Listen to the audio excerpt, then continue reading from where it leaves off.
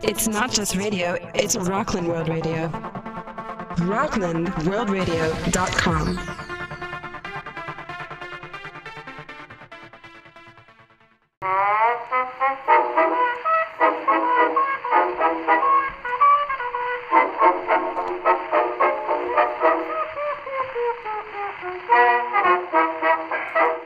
Welcome.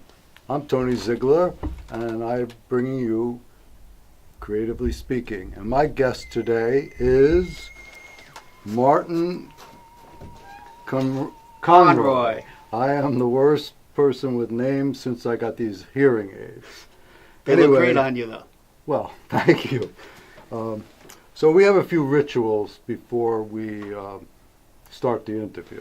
And one of them is I'd like you to sign this piece of paper. Sure.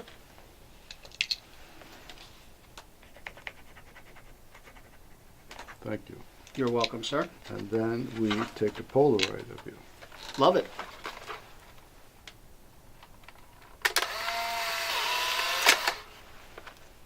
It takes a few minutes, so we'll put it down. And let's see if we can get another one going.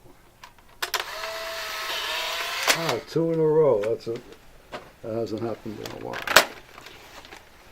Okay. So, Martin, or Marty. Do you prefer Marty? My friends call me Marty. So I'll call you Marty. I love it. Welcome to my show. Thank you for having me, Tony. Tell us a little bit about yourself. Where were you born? I was born in Paterson, New Jersey. Oh, wow. On October 2nd to October 1971. Same birthday as Gandhi. I know somebody else born on that day, but much older than you. So did you live near the falls? Probably about 15 blocks away from the falls. Oh. I lived in a section of Paterson called the east side of Paterson. Yes, I know it well. If you ever saw the movie with the great actor Morgan Freeman called Lean on Me, yes, he played a principal in Paterson, New Jersey in the mid-'80s by the name of Joe Clark. I saw it. And that neighborhood was exactly where I grew up. Wow. I worked in Paterson a couple times. Very nice. So I heard that you were, I'm not sure what to call your whole thing. A charitable foundation? Well, just you work for foundation, you're exposing some corrupt people. Well, the Battlefield Commander Foundation is a charitable foundation that provides full scholarships for the children of fallen battlefield commanders. And we consider a battlefield commander someone in the military from sergeant on up to colonels, civilian law enforcement from sergeant up to colonels, and emergency responders, lieutenants, and captains. Wow. So the foundation just achieved tax-free status on March 9th, granted by the IRS, and now the foundation is being launched. We're currently in the process of vetting C-level executives because while I'm the founder, I will not run the foundation. I will work for the foundation. And we're looking forward to assisting, these young folks that their parents lost their lives on active duty or in the line of duty, assisting them with their educations and mentorship. Excellent. So this is more for the children than the actual veterans. Correct.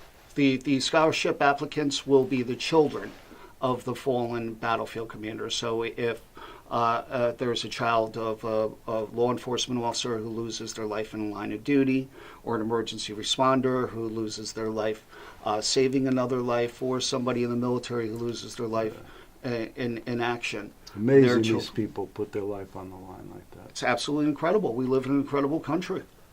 Where would we be without our battlefield commanders, without our military, law enforcement, and emergency responders? I'm not sure. That's a good question.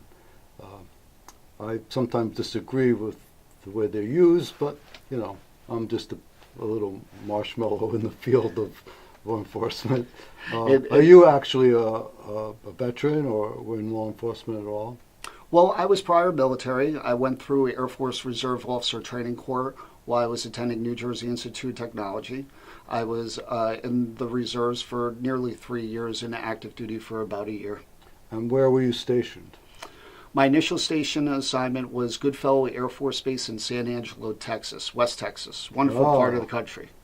Well, really flat there. It was very flat, but got to see parts of the world that I never thought I would have ever seen. If it had not been for the Air Force, between what I learned through Reserve Officer Training Corps, what I learned in what was known as field training, the equivalent of basic training, but then also when I was going through intelligence school in Goodfellow Air Force Base, lessons that I still apply today.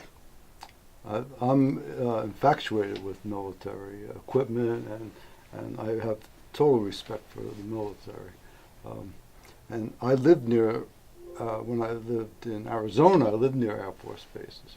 Okay, which one? Do you remember? I don't. There was one in Surprise. What was the name? Surprise, Arizona. And the supersonic jets would be going.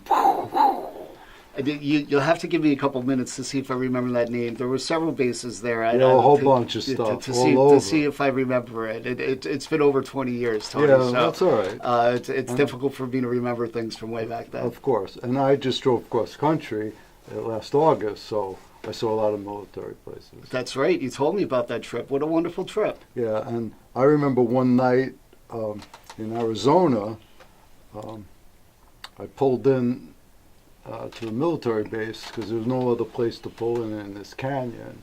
It was probably 2 o'clock in the morning, and next thing you know, everybody's out with stop with the guns and everything. And I said, I'm lost. I'm sorry, man. And they were cool. There's no, the military people are just people.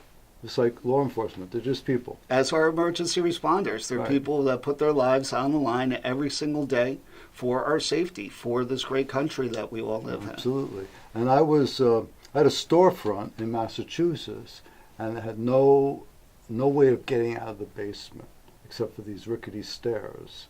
And I built a trap door to the front of the store to go outside.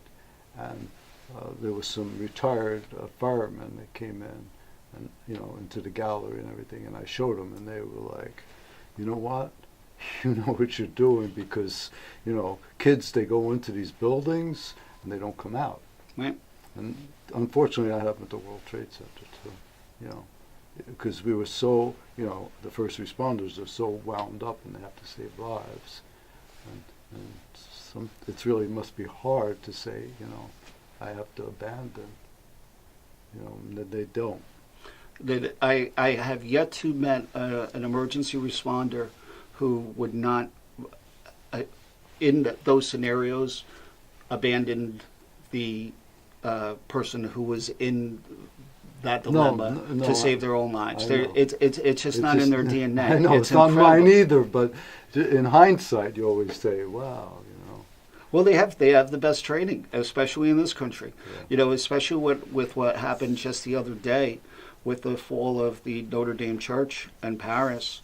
You see how important it is to have emergency responders who can, not only save the people but also save our history. It's a tragedy that we lost such an amazing establishment and an amazing building in the Notre Dame Church. I've been there 4 times, I think. Really? Yeah, and it is an amazing building. And I remember in 5th grade, I did a drawing of the front doors and the statues. Wow. And when I went there, it just blew my mind. It's strange that they didn't have any kind of fire alarms or anything. Well, the building is, nearly 1,000 years old? Yeah, but still, you would think. I mean, now they're putting them into St. Patrick's, and St. Patrick's, you would have thought, wow, they're renovating it for the past, 20 years or something, right. And there's no high-tech, I mean, you go into a place like this, and there's sprinklers and everything. Well, it was a choice not to affect the architecture, and unfortunately, it came back. But the outpouring of love from people worldwide willing to, make donations for that facility. I hear it's hundreds of millions of dollars have already been pledged. It's absolutely amazing. It's going to take years and years. Like St. John Divine, is never going to be done in our lifetime. I read online that the president of France says that he wants it done in 5 years. You know, we were very aggressive when we said that we were going to finish the Freedom Tower in 5, and you know, we didn't finish it for 11, 12, but it's amazing. It's an amazing building. Have you been down there? Oh yeah, many times. They did an incredible job with that, and the Oculus. It's absolutely amazing. My stockbroker's in the new building. Oh, he is? Yeah. Okay, great. Yeah, he changed to another company and moved there. He was up by the Pan Am building. I liked it there better. Easier to get to? Well, it was just really cool because you were close to the old buildings. Right. But no, it's amazing there, the Antrim. And I had a friend in Teaneck when I lived there. He worked in Deutsche Bank, and I worked in a hospital. They finally let me go because some fancy doctor had to be taken home, so they let me go early. Right. And I took her home. It took hours over the Tappan Zee Bridge from the Bronx. I got home to Teaneck, knocked on the door, and his wife answered the door, and I said, was I crying? Where's Walter? Where's Walter? He said, oh, he played hooky today, went fishing. Oh, wow. And I just bumped into him, actually here in Nyack 2 years ago. Thank goodness. Yeah, Thank goodness. And he's healthy? Yeah, now he's retired. He's got dreadlocks, but he's still got his old BMW he bought from his first commission in the 70s. If he's happy and healthy, that's what matters. He's happy and healthy, but I think, I'm not sure I didn't get to talk to him, but some other bad stuff happened. Hey, it's life. It's life. You've lived an incredible life all over the country, all types of interesting things. We all have, and people say, oh, you've had such an interesting life, and I say, well, just tell your story. It'll be interesting. I talk. Most people just say, well, I'm boring. But if you talk to them enough, it'll come out. All sorts of crazy, creepy things. You keep it positive and you ask good questions, people open up to you. That's right. And I try to keep very optimistic. So now, besides the foundation, what else do you do? Well, for a long time, I was a formal sales leader, for several of the world's most popular and recognized brands. I started my sales career in technical education, working for Lincoln Technical Institute. That was in automotive and air conditioning, HVAC school. Went on to what was then at the time Bell Atlantic Yellow Pages, if you remember the James Earl Jones commercials. Yes. Yes, those amazing commercials where James Earl Jones used to say, make sure that you tell them that you found their telephone number in the Yellow Pages. Had a very successful career there for 7 years. And then I was with Aflac for nearly 15 years. That's and then, the duck, right? Yes, or yes. the goose. The Aflac duck. Yes, correct. It's the duck. And, still... The duckies on the screen like this, right? Yes. Great marketing plan. An outstanding marketing plan that Aflac's put together over the course of the last decade or so. But I was with them for about 15 years. Still, I'm still considered with them. But you're only 30, I said. I feel like I'm 30 sometimes. I try to think that I'm 30. Well, I hang out with a lot of 30-year-olds. I think I'm 30 and I get in trouble, and then I'm hobbling the next day.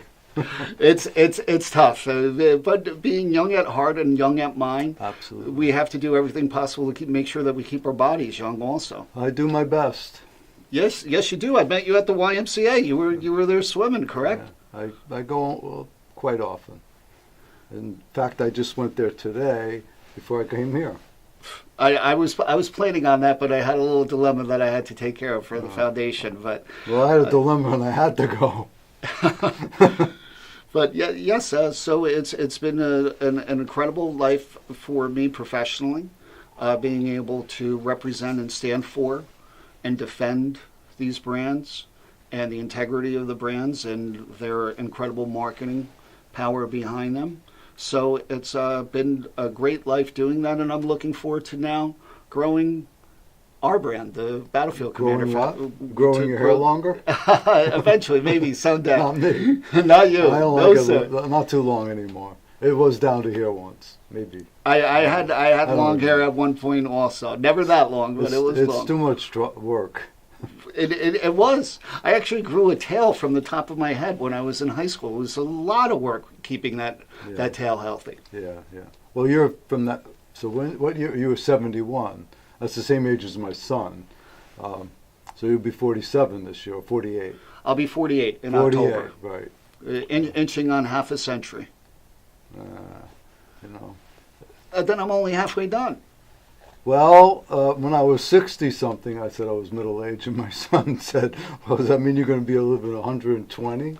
It's a great attitude. Well, I'll be happy if I live till tomorrow. Well, they say that people born today are because of science and technology are going to have the ability to live forever. So, well, we don't know about forever, but what's forever? That's what the experts say. Then there'll really be a population explosion. Or you'll have to be very wealthy to afford to live forever. There is going to be a population explosion with advances in science and medicine and technology. There will be. That's true. My surgeries now are so much quicker and easier than when I had my transplant almost 10 years ago.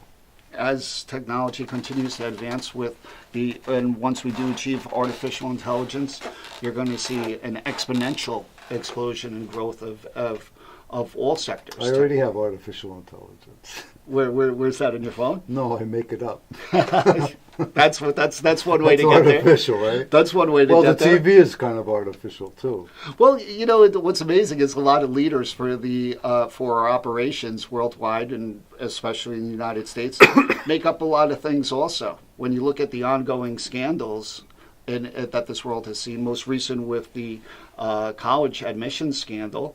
I'm not aware of it because I don't really read the newspaper. You don't? I don't watch TV. I don't watch TV either. You know, when I watch TV, doctor's office, the laundromat, the barbershop. But when you're out, that's when I watch TV now too with friends. And I usually don't even pay attention to it too much.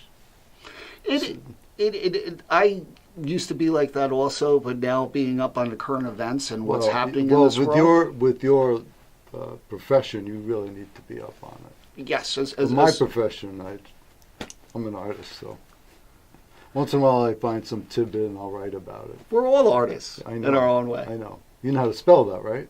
Artist? Yeah. I would guess Tony. No. Oddist. Otis. Oddist. Oddist. Yeah. Look at that, and I mispronounced that. It's like when I moved up to Massachusetts, I had a chair and had paint on it. And the mover said, "That's the oddest chair," meaning it was an artist. So I wrote on it Oddist. And when I used to teach with my elders in art, I always used to say, you have to be a little odd to be an artist. And don't worry about being weird. Just do it. Go with it. Make mistakes. And I make plenty. And I rip them up and throw them out and make another one. Mistakes are learning opportunities. Absolutely. So, are you going to talk about the Affleck thing and all the ramifications with that today? Well, today, no. As you know, Tony, I voluntarily withdrew my complaint against Affleck. Oh, I didn't know that. Well, we were talking about the fact that I was going to do that when we booked this show. Okay. And well, I don't remember. But it was a voluntary withdrawal, and at this time there's not much to say about it besides the fact that I was the first real-time whistleblower, following the amazing Susan Fowler's example, blogging about her experience while she was at Uber. And then seeing the power of social media with President Trump winning the election on Twitter, I utilized those tactics. Twitter? Yeah, I believe so. He did an incredible I don't want to job. make any off-color jokes about twitting, but I have a little funny thing about twitting. Yeah, tweeting. You know, he's twitting. He's twitting. Twitting his thing.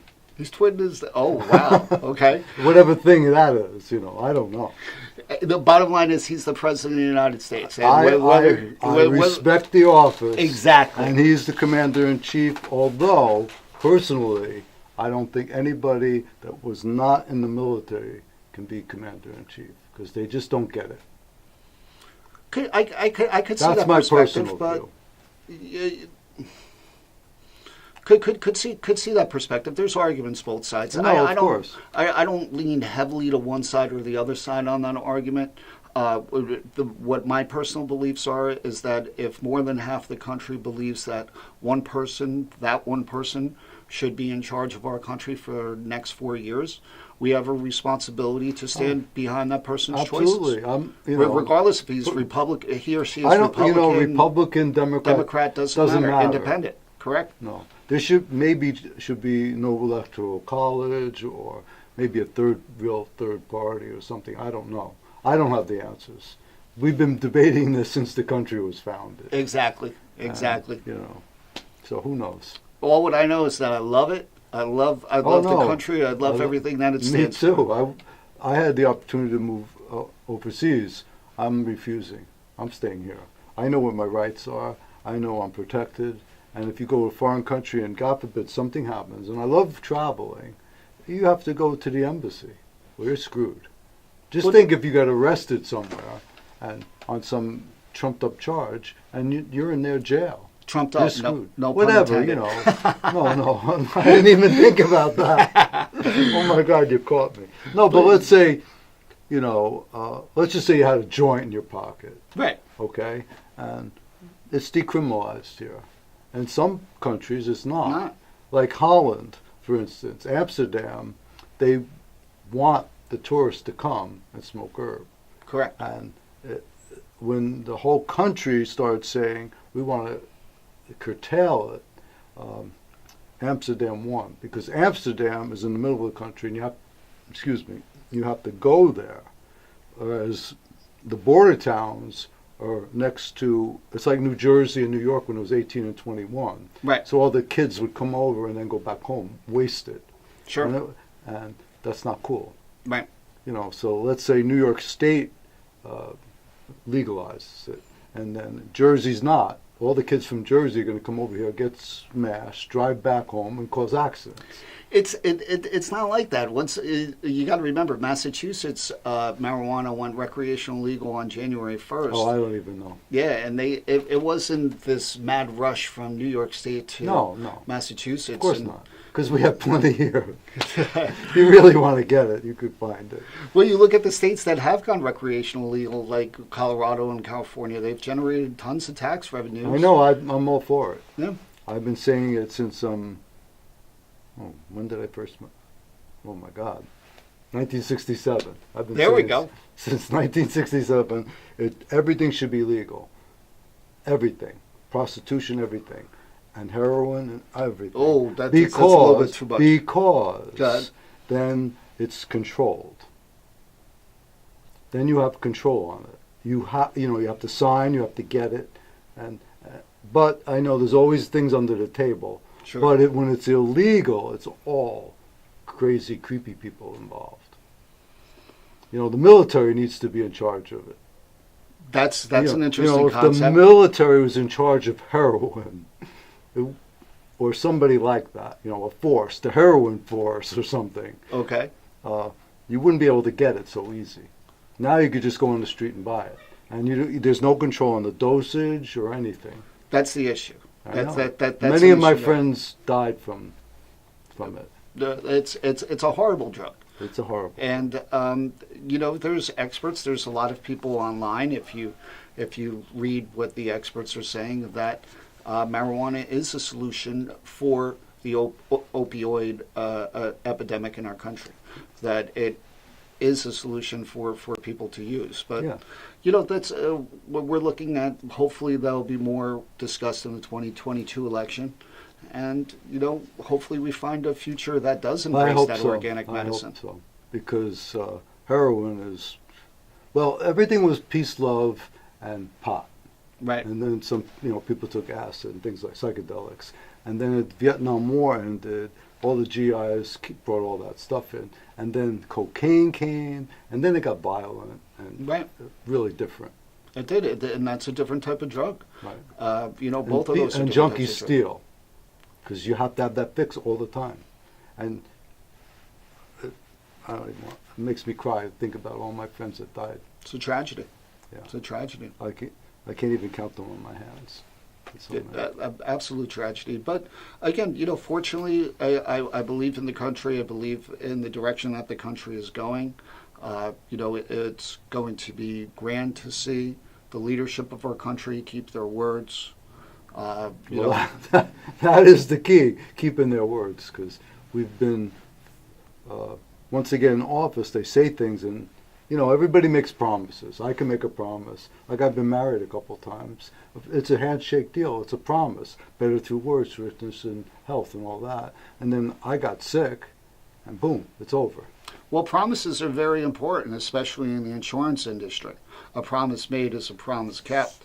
Our responsibility, our gearing in the insurance industry is to assure that we protect the insured, that we make sure that the insured or the applicant does not commit any crimes just so that we could be compensated handsomely as insurance brokers.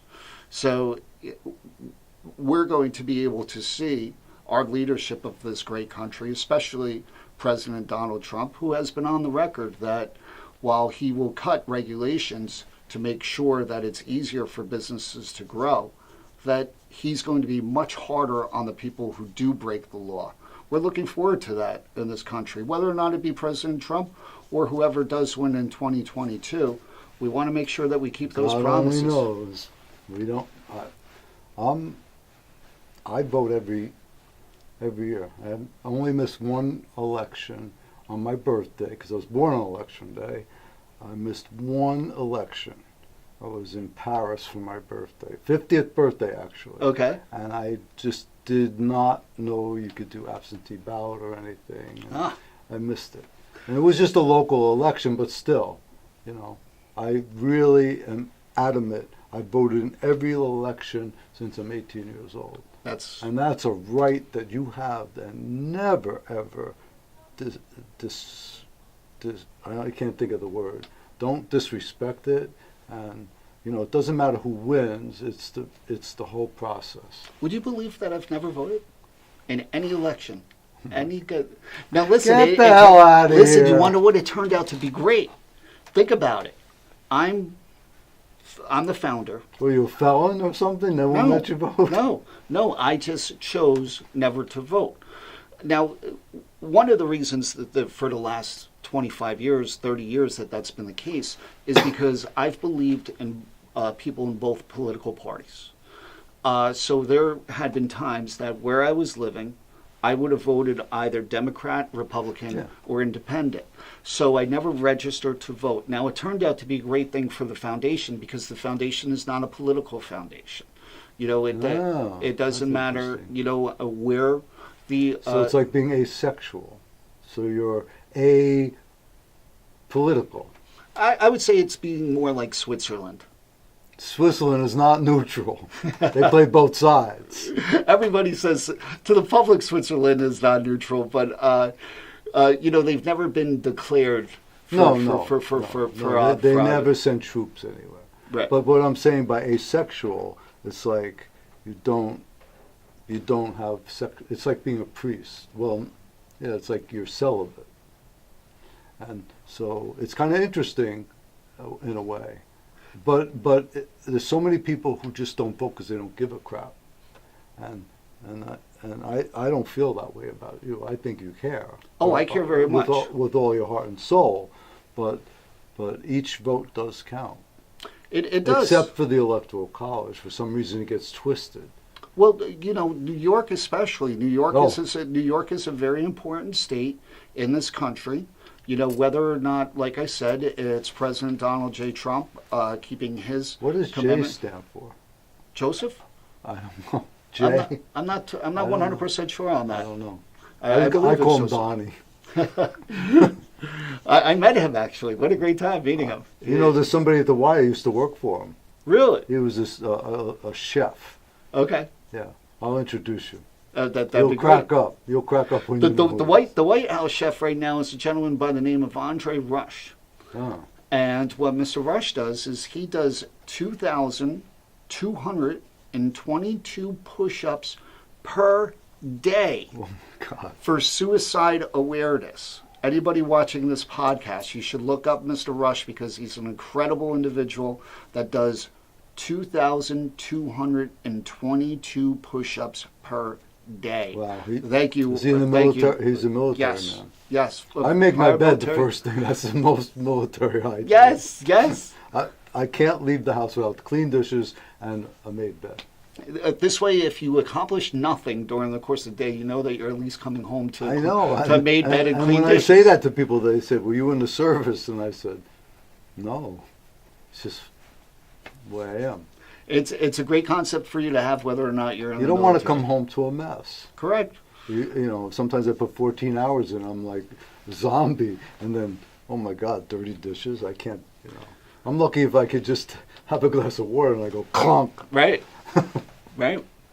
But yes. So you know, having the fact that I never voted puts me in a very unique position with the foundation because it will enable not only myself but the C-level executives of the foundation to meet with political folks either side of the aisle, because the foundation is pure. It doesn't matter who you speak to, whether or not they even be a criminal. No one ever has an issue with the children of fallen military, law enforcement, Marty, or we're going to emergency have responders. to wrap it up. Okay, beautiful. Okay? And Beautiful. I really want to thank you so much for Thank being you very on much my for show. having me. And we have, let's see if the Polaroids came out. Let's Oh see. my God! No. Yeah, they did.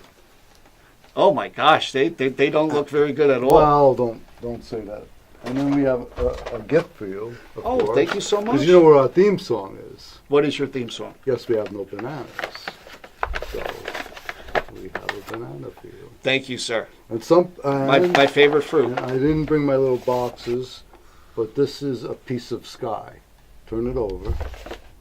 Okay. And it was a large painting of the Tappan Zee Bridge that I cut up. Oh, wow. So, thank you, Marty. Thank you so much, Tony. And hope you come back someday, and we'll see you at the Y. Absolutely. I won't say what anything looks like in the flesh. It looks great. And I want to say thank you to the audience, and don't forget, you are creative.